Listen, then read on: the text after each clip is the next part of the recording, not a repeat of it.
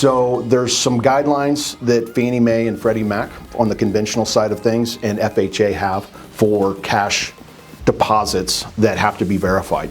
If we see a cash deposit into an account on a daily basis, not on a monthly basis, but on a daily basis, if we see a cash deposit of over 50% of your qualified income monthly, we're going to have to question that. We're either going to have to discredit it, or we're going to have to be able to verify it, if you will, document it.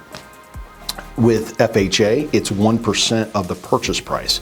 So if you're buying a $300,000 house and you have a cash deposit at $3,500, we got to document that or discredit it from your credit file.